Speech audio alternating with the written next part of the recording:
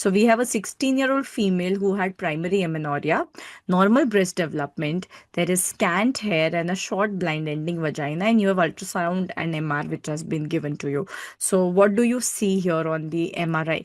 So ultrasound is not given, but MRI has been shown. So what do you see on the MRI? Can somebody, type in the comment section, what are you seeing? So you can answer simultaneously.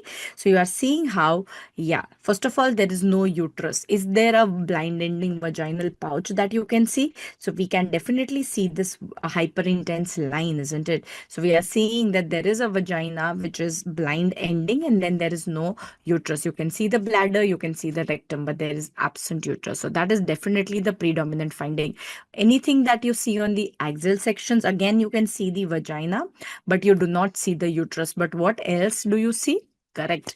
You see something in the inguinal canal. You see these tissues which resemble the signal intensity of testis, gonads, right? So that is what we are seeing. And you can see on the left side, there is this encysted fluid also. There's an encysted hydrocele also. So we have this tissue whose signal intensity on T2 is hyper intense, which resembles that of testis in the inguinal canal. So with this finding, what is the suspicion that you are keeping in this female who has primary amenorrhea? Correct. You will call this a female pseudohermaphrodite, but we want to give a specific diagnosis.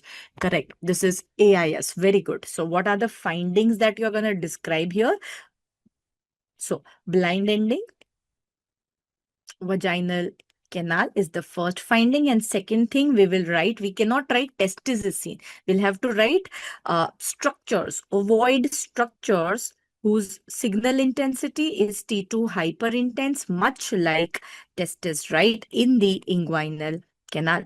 Okay, so that is what we are seeing in this case. So what we are seeing, I'll just repeat. So in this case, you have primary amenorrhea, blind ending vagina, bilateral tissue in the inguinal canal. So with this, we suspect a case of female pseudohermaphrodite androgen insensitivity syndrome.